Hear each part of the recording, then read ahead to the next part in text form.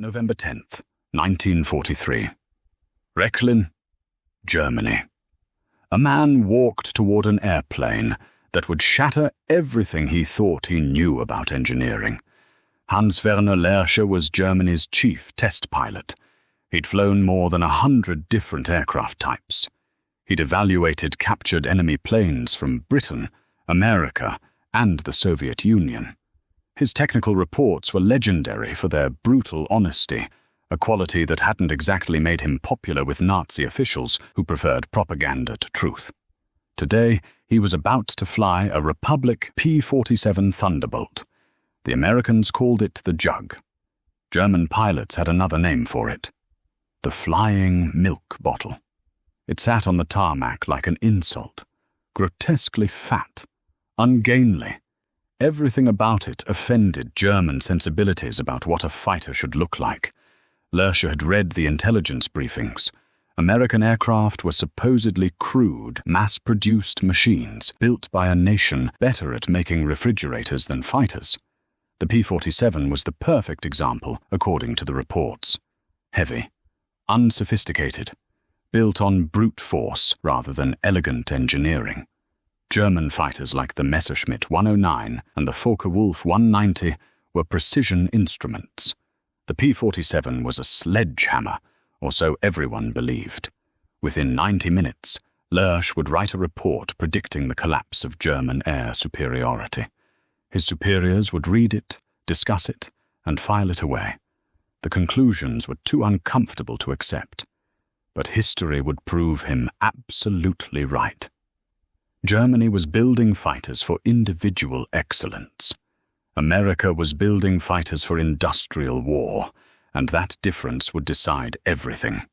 Hans Werner Lerche had been flying since he was a child. Born in 1916 in Breslau, he'd started with gliders in the early 1930s. His family didn't have money, but he had determination. When Hitler came to power and Germany began secretly rearming, opportunities opened up for skilled pilots. By 1939, Lerche was a test pilot at Rechlin, the Luftwaffe's primary aircraft testing facility. It was Germany's equivalent of America's Wright Field or Britain's Farnborough. Combat pilots flew one or two aircraft types extensively. Lerche flew everything: new German prototypes, production aircraft, captured enemy planes. His logbook would eventually record over 120 different aircraft types. He wasn't just a pilot. He was a trained aeronautical engineer. His reports combined practical flying experience with technical understanding. When an aircraft was inadequate, he said so. When an enemy design was superior, he documented it precisely. This honesty had earned him enemies. Nazi officials preferred optimistic assessments that confirmed German superiority. Accurate assessments that suggested the enemy might be doing something better were problematic. But Lerche was too valuable to dismiss. When he said an aircraft was good or bad, people listened, even if they didn't like what they heard. The P-47 sitting on the Rechlin tarmac had quite a story. Its pilot, Lieutenant William Roach of the 358th Fighter Squadron, 355th Fighter Group, had gotten desperately lost during an escort mission on November 7, 1943. Bad weather. Low fuel. His entire flight scattered in the confusion. The flight leader crash-landed on a beach. Another pilot bailed out over the North Sea. Only one made it back to England. Barely. Roach spotted what he thought was an airfield in southern England. He landed safely, followed a ground vehicle to a parking area, shut down his engine, and then realized the horrible truth. He wasn't in England. He was at a Luftwaffe base in Caen, France. German soldiers approached with weapons drawn. Roach was now a prisoner of war. His aircraft, nicknamed Beetle, was now German property. The Luftwaffe moved fast. Allied fighters constantly prowled the skies, strafing anything valuable. Beetle was flown inland to Rechlin before American or British fighters could destroy it. Now it sat waiting for evaluation, repainted in Luftwaffe camouflage with the code T9 plus FK, the markings of the famous Circus Rosarius demonstration unit. Lercher had heard the dismissive comments from other pilots. The P-47 was a joke. Too heavy, too big, too American. It represented everything wrong with American design philosophy. Crude, unrefined, relying on massive engines to compensate for poor aerodynamics. But Lerch had learned not to trust first impressions.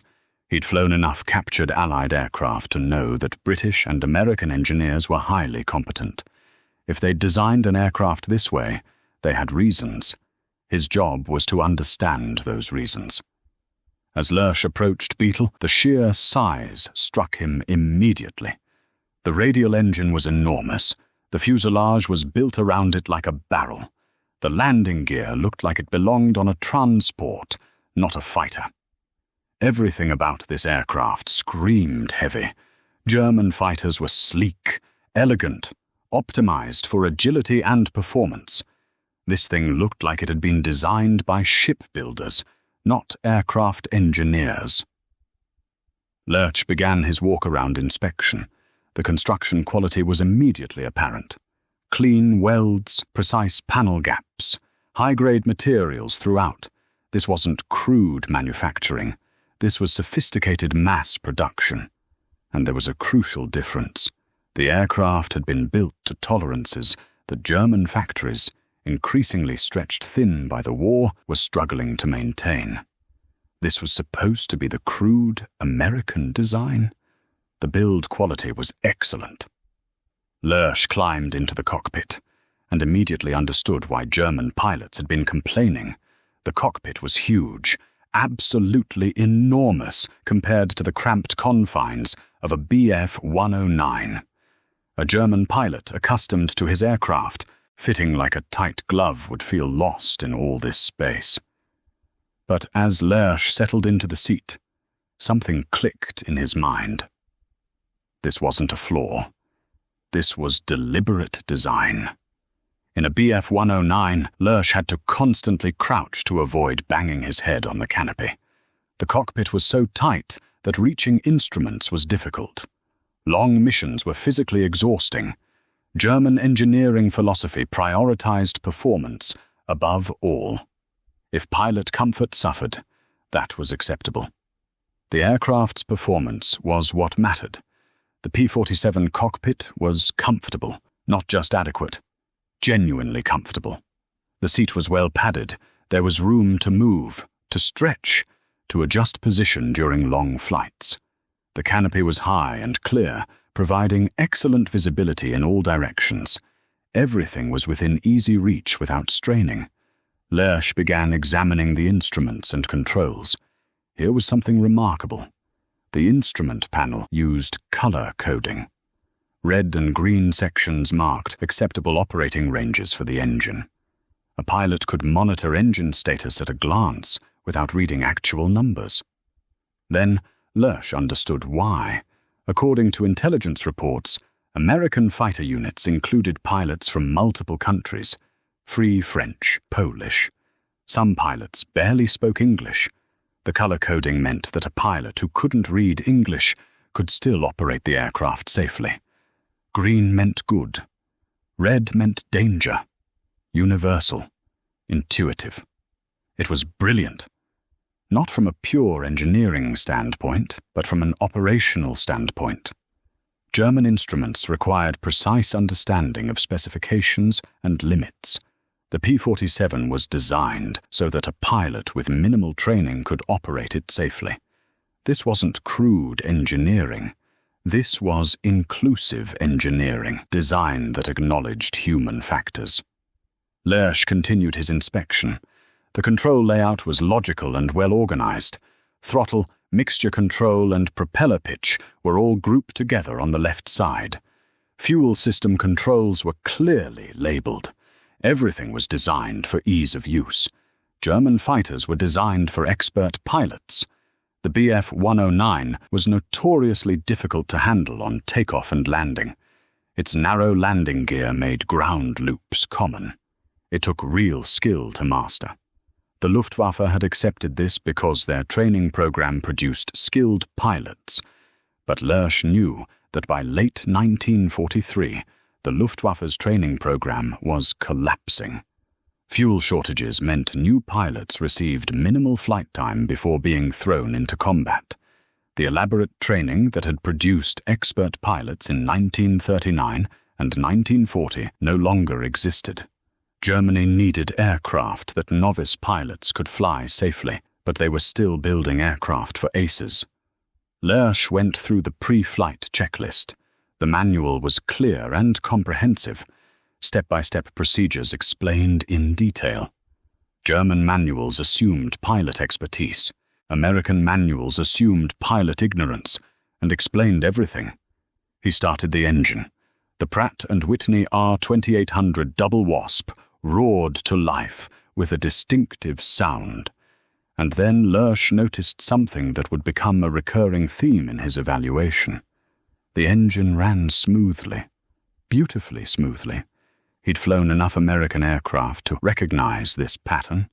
American engines were consistently smooth and reliable. German engines, particularly late in the war, were increasingly temperamental. Manufacturing quality varied between factories.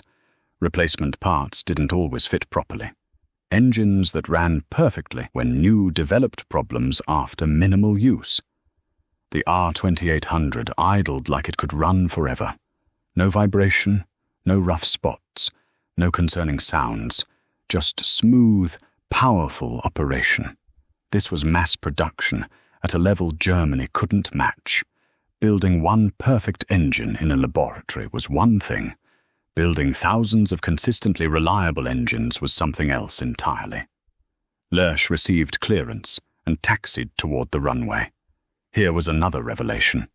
The P-47's landing gear was broad and robust. The tail wheel locked into place, keeping the aircraft tracking straight. Taxiing was easy. Visibility was good. The aircraft felt stable. In a Bf-109, ground handling was a constant challenge. The narrow landing gear made the aircraft unstable. Visibility over the nose was poor. Inexperienced pilots frequently ground-looped during taxi or landing, damaging aircraft even without enemy action. The Luftwaffe accepted these characteristics as the price of high performance. The P-47 was designed to be operated from rough forward airfields by pilots of varying skill levels. The robust landing gear could absorb hard landings. The good ground handling meant fewer accidents. In his memoir, Lersch would later write about forgetting to lock the tail wheel once and nearly ground looping, but catching it just in time. The fact that he could catch it, that the aircraft was forgiving enough to save, would have been impossible in a Bf-109. Lersch lined up on the runway and advanced the throttle. The acceleration was impressive. The massive engine pushed the heavy fighter forward with authority. The takeoff run was longer than a German fighter, but not excessively so. The aircraft lifted off smoothly. Lersch retracted the landing gear. Climbing to altitude, Lersch tested handling characteristics. The P-47 was not agile in the German sense. It didn't turn tightly. It didn't have the instantaneous response of a Bf-109 or FW-190. But it was stable, predictable, solid. Lersch experimented with the flaps at safe altitude. As he'd note in his memoir, the hydraulic system worked smoothly. Everything functioned as designed. There were no quirks, no unexpected behaviors, no systems that required careful management. This was the pattern emerging. The P-47 wasn't the most agile fighter. It wasn't the fastest at low altitude. It didn't excel in traditional dogfighting, but it was competent in all areas, reliable in all systems, forgiving of pilot errors. German fighters were temperamental thoroughbreds. The P-47 was a workhorse, and Lersch was beginning to understand that in industrial warfare, workhorses won. At altitude, Lersch tested performance. Above 15,000 feet, the P-47's turbo-supercharger came into its element. The aircraft accelerated smoothly, and maintained power where German fighters were gasping in the thin air. The dive performance was impressive. The roll rate was excellent for an aircraft this size. Lersch flew for about 90 minutes, putting the Thunderbolt through various maneuvers. The aircraft never surprised him negatively. Everything worked as it should. The engine never faltered. The controls remained responsive. The systems remained functional. And that was when Lersch understood the deeper truth. The P-47 wasn't designed to be the ultimate fighter. It was designed to be the ultimate operational fighter. There was a difference, and it was profound. German engineers designed for peak performance. American engineers designed for sustained operations. A Bf-109, in perfect condition, flown by an expert pilot, might outperform a P-47 in a dogfight. But how often was a German fighter in perfect condition? How often were pilots experts? How often could mechanics perform the precise maintenance required? The P-47 was designed assuming that maintenance would be performed by mechanics of varying skill levels, using parts from different production batches under field conditions, possibly under enemy fire. It was designed assuming that pilots might be tired, stressed, wounded, or undertrained. It was designed assuming that aircraft would take battle damage and need to keep flying. Every design decision made sense once Lersch understood this philosophy. The robust construction, the forgiving handling, the intuitive controls, the reliable engine, all of it served operational availability. Lersch returned to Rechlin and landed. The landing was straightforward. The robust landing gear absorbed the touchdown smoothly. He taxied back to the hangar and shut down the engine. Ground crew members gathered around, eager for his assessment. What did he think of the grotesque American fighter? Lersch climbed out and stood looking at the aircraft for a long moment. Then he said something that surprised them. "It's the best designed operational fighter I've ever flown." The mechanics looked confused. Best designed? It was huge, heavy, inelegant. How could it be well designed? "It's not designed for performance," Lersch explained. "It's designed for operations, and there's a difference." That evening, Lersch sat at his desk and began writing his technical report. This was always the most important part of his job. Flying the aircraft was one thing. Understanding what it meant strategically was another. He organized his report into sections: performance, handling, systems, strategic assessment.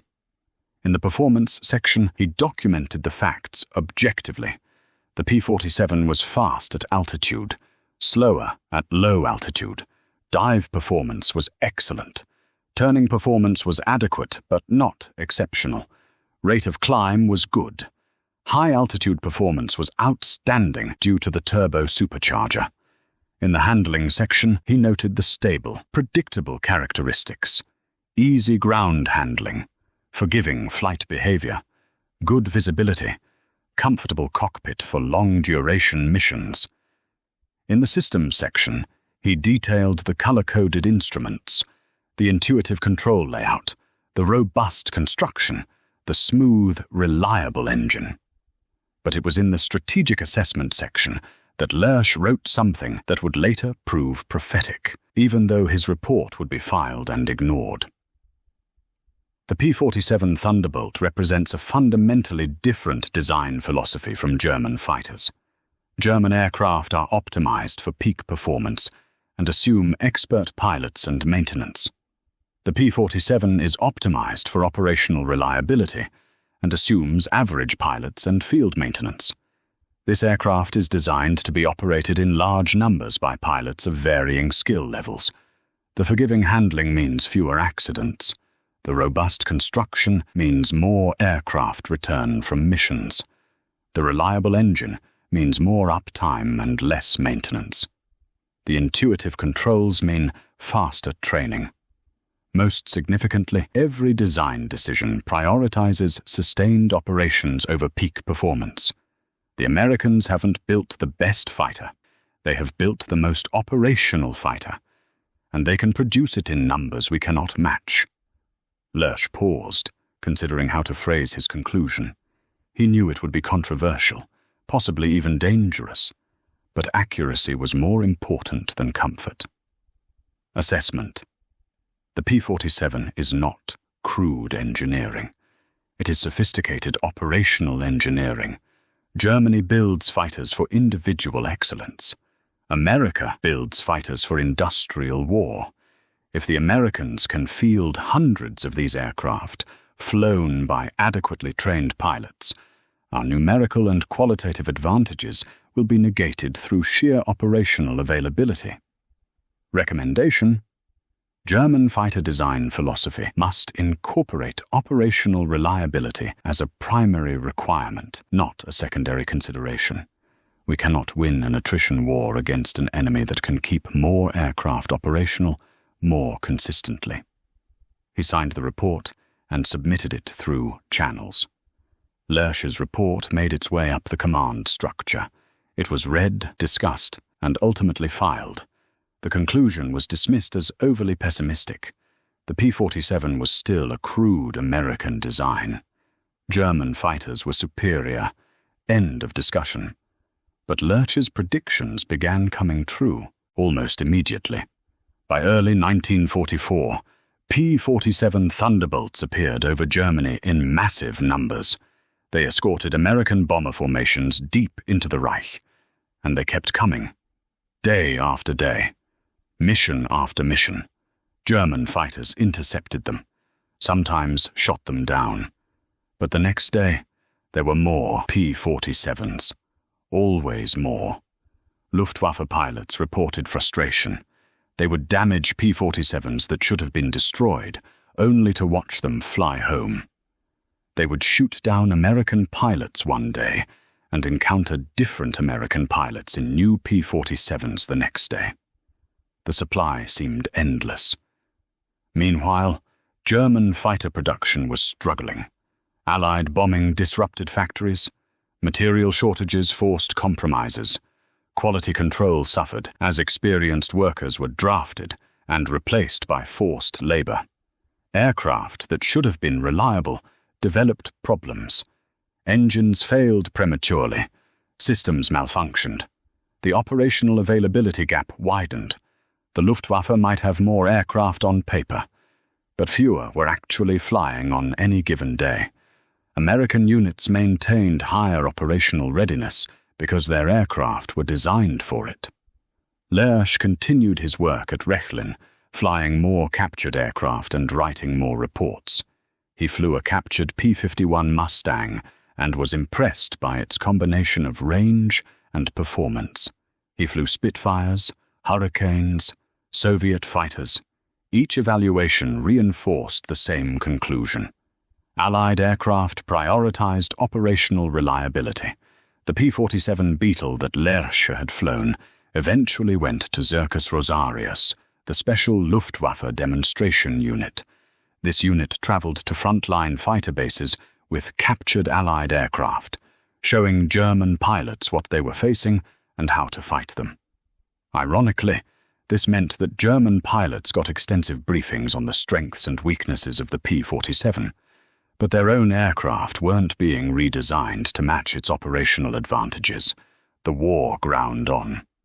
By late 1944, the Luftwaffe was in collapse, not because German pilots lacked courage or skill, but because the industrial base couldn't sustain operations.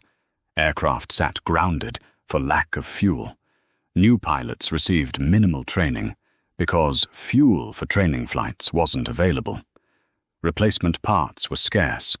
Everything that Lersch had identified as the American advantage, operational sustainability, was absent from the German war effort. Hans Werner Lersch survived the war. His skill as a test pilot and his careful flying meant he never crashed or seriously damaged an aircraft throughout his entire career. This was an extraordinary record, particularly given that he'd flown over 120 different types. Many of them captured enemy aircraft without manuals or prior familiarization. After Germany's surrender, Lersch was interrogated by Allied technical intelligence officers. They were fascinated by his experiences flying captured Allied aircraft. They found his reports in German files and asked him about his assessments. "You concluded that American aircraft were superior, not in performance, but in operational design," an American officer said. "That's an unusual assessment." Lersch nodded. "It was the most important assessment. Your pilots weren't necessarily better than ours. Your aircraft weren't necessarily faster or more maneuverable. But you could keep more aircraft flying more consistently. You could train more pilots. You could sustain operations that we couldn't sustain. Was this apparent when you flew the P-47? Immediately. Every design decision made sense once I understood the philosophy. You weren't building for dogfighting supremacy. You were building for sustained operations. The comfortable cockpit meant pilots could fly 8-hour missions. The forgiving handling meant fewer accidents. The reliable engine meant less maintenance downtime. The robust construction meant battle-damaged aircraft returned home. Did German leadership understand this? Lersch laughed bitterly. My report was filed. The assessment was that I'd been demoralized by flying enemy aircraft and had lost my objectivity. German engineering was superior. American engineering was crude. That was the official position. Any evidence to the contrary was dismissed. If Germany had adopted American design philosophy, would it have made a difference? Lersch considered the question carefully. By 1943, probably not. Germany's industrial base couldn't match American or Soviet production, regardless of design philosophy. But if we had prioritized operational reliability from the beginning, our fighters would have been more effective throughout the war. We lost many aircraft to accidents, mechanical failures, and maintenance issues that better design could have prevented. The interrogation revealed a pattern. Lersch wasn't the only German engineer who had recognized Allied engineering advantages. Many had written reports. Many had made recommendations. All had been ignored, because the conclusions contradicted Nazi ideology about German superiority. The final production numbers told the story. The United States produced over 15,600 P-47 Thunderbolts during the war. At peak production, one Thunderbolt rolled off the assembly line every hour. Germany produced about 36,000 single-engine fighters total, across all types, during the entire war. And German production was constantly disrupted by bombing. More importantly, American aircraft maintained higher operational readiness rates. A unit with 100 P-47s might have 85 or 90 available for operations on any given day.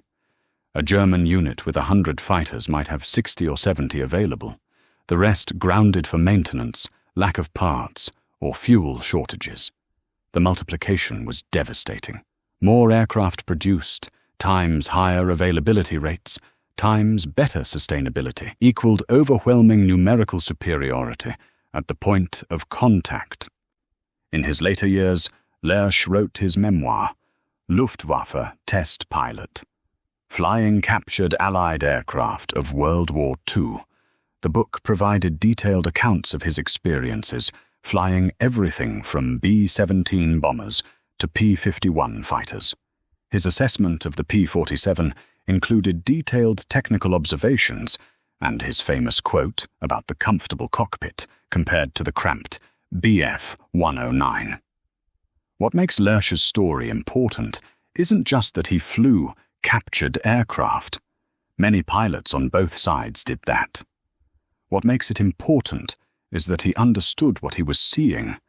As a trained engineer and experienced test pilot, he could evaluate not just whether an aircraft was good or bad, but why it was designed that way, and what that revealed about industrial philosophy.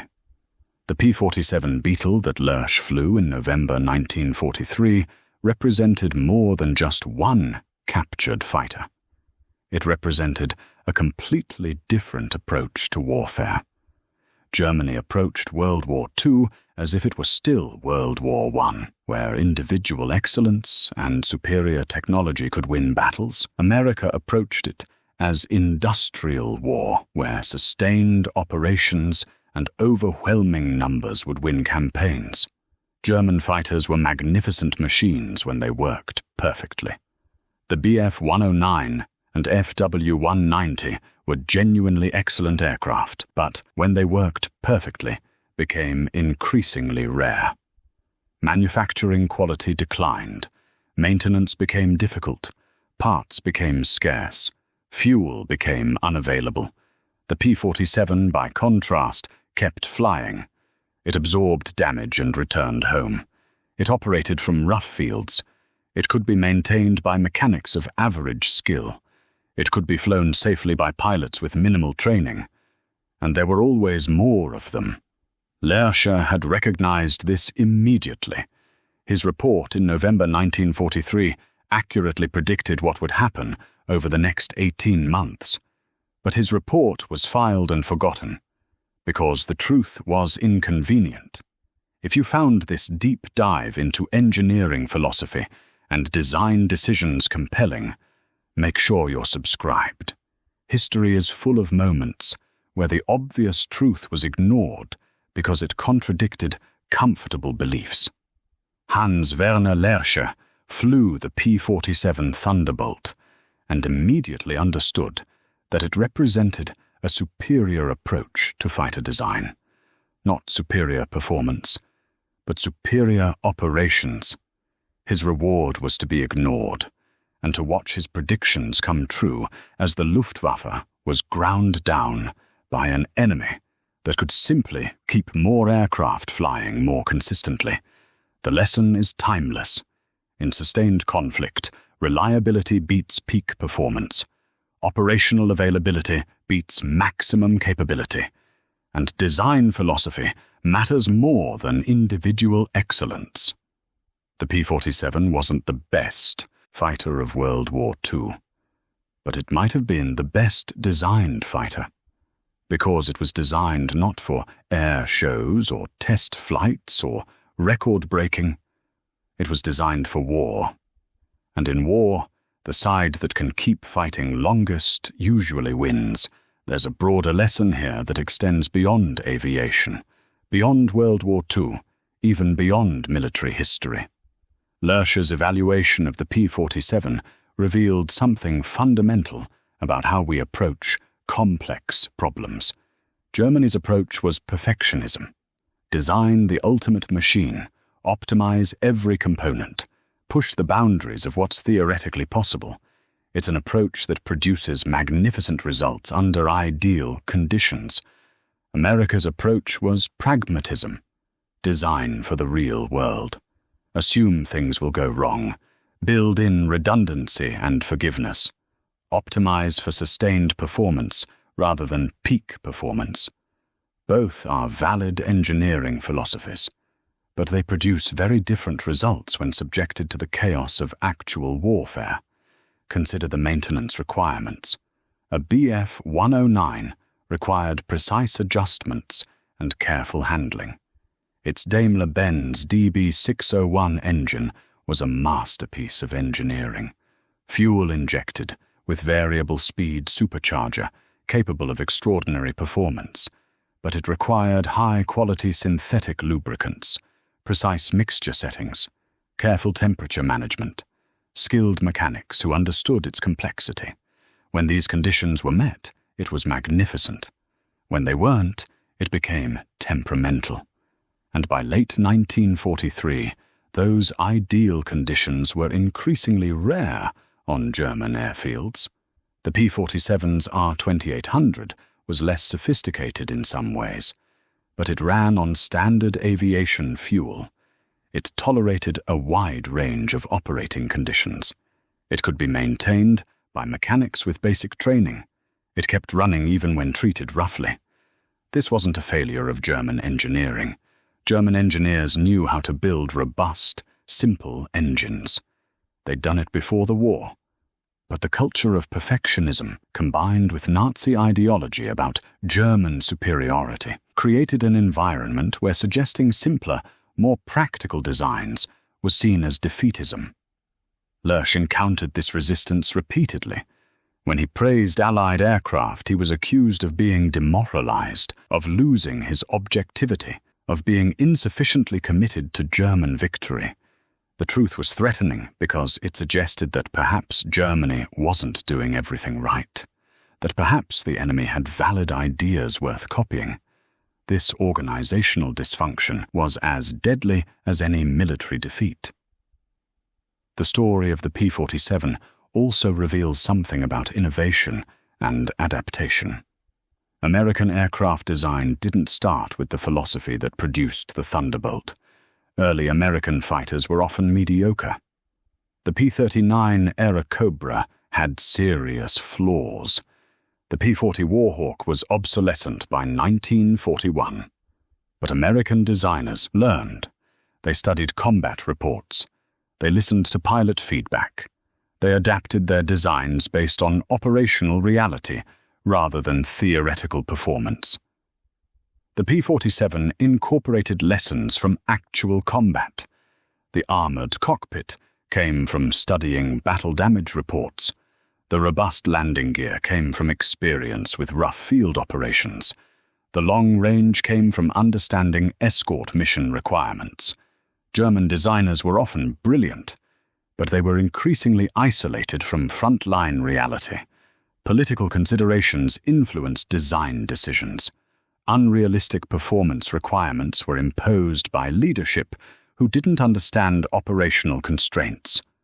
The Messerschmitt 163 Comet was a perfect example. A rocket-powered interceptor capable of extraordinary speed, also extraordinarily dangerous, difficult to operate, and utterly impractical for sustained operations. It was a triumph of engineering ambition over operational reality. Meanwhile, America kept building P-47s. Unglamorous, heavy, practical, and they kept coming. Lersch's post-war life is worth examining briefly. Unlike many Luftwaffe personnel, he wasn't marginalized or forgotten. His technical expertise and his documented honesty made him valuable to the Allies. He worked with American and British aviation researchers, sharing his extensive knowledge of German aircraft development. His memoir, published years later, became a primary source for aviation historians. What's striking about his later writings is the absence of bitterness. He didn't blame German pilots or even German engineers. He blamed the system, the ideology, the organizational culture that couldn't accept uncomfortable truths. He wrote about meeting American pilots after the war, about discussing the aircraft they'd flown against each other. These conversations revealed mutual respect between professionals who'd been trying to kill each other years before. One American pilot asked him what he thought when he first saw P-47s over Germany in large numbers. Lersch's response was simple. "I thought, my report was right, and we're going to lose." The American pilot was surprised. "You knew that early?" Anyone who understood industrial warfare knew. The question was never whether Germany could win.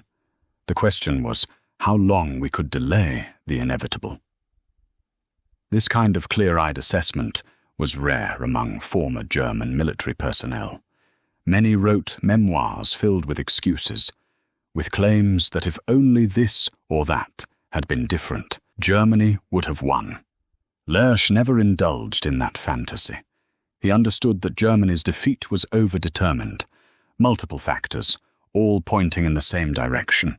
Superior enemy production, better operational sustainability, more effective training programs, overwhelming numerical superiority, and yes, sometimes better design philosophy. The technical details of Lersch's flight report are preserved in archives. Reading them today, what's remarkable is how accurately he identified the factors that would determine the air war's outcome. He noted the P-47's combat radius, how it could escort bombers deep into Germany and still have fuel for combat and the return flight. German fighters defending the Reich operated close to their bases. They had minutes of combat fuel before needing to land. The P-47 could loiter, waiting for the best moment to engage. Lerche noted the ammunition capacity: 850 caliber machine guns with adequate ammunition for extended combat. German fighters often had to conserve ammunition, making single passes before disengaging. He noted the armor protection, how the P-47 could absorb battle damage that would destroy a German fighter. This meant more pilots survived. More aircraft returned to fight another day. Every technical observation led to the same strategic conclusion. The Americans had designed for sustained operations. His report included recommendations. German fighters should incorporate better pilot protection, larger fuel tanks, even at the cost of some performance, more reliable engines, even if they produced slightly less power, simpler systems that could be maintained under field conditions. These recommendations were technically sound, operationally necessary, and completely ignored, because implementing them would require admitting that the American approach had merit, that German design philosophy had weaknesses, and that admission was ideologically unacceptable. Modern engineers and designers study the P-47 as a case study in practical design philosophy. It appears in textbooks on systems engineering, in discussions of human factors, in analyses of sustainable operations. The question asked is always the same: how do you design for the real world rather than ideal conditions? The P-47's design philosophy influenced post-war American aircraft. The emphasis on pilot survivability, on maintainability, on operational robustness. These became foundational principles. Not every aircraft needed to be the fastest, or the most maneuverable, or the most technologically advanced. Every aircraft needed to be reliable, maintainable, survivable, operationally sustainable. This philosophy would shape American military aviation for decades. From the F-86 Sabre to the F-15 Eagle to the A-10 Warthog, the emphasis remained on building aircraft that could be operated and maintained in real-world conditions by real people under stress. The lesson Lerche learned in 90 minutes on November 10, 1943, became doctrine. So what can we take from this story today? In any complex endeavor, whether warfare or business or engineering or art, there's a tension between perfection and pragmatism. Perfection is seductive. It promises the ultimate solution, the perfect product, the unbeatable strategy. But perfection is fragile. It requires ideal conditions, expert operators, precise maintenance, unlimited resources. Pragmatism is less glamorous. It accepts limitations. It designs for failure modes. It optimizes for good enough, consistently, rather than perfect, occasionally. But pragmatism survives. It adapts. It keeps functioning when conditions deteriorate. Germany chose perfection. America chose pragmatism. History rendered its judgment. The question for us, in whatever we're building or creating, is which philosophy serves our actual goals better? Are we designing for the ideal scenario, or for the messy reality of sustained operations? Are we building for experts, or for average users under stress? Are we optimizing for peak performance, or for consistent availability? These aren't abstract questions. They're the difference between systems that work in theory and systems that work in practice. Hans Werner Lerche understood this distinction in 1943.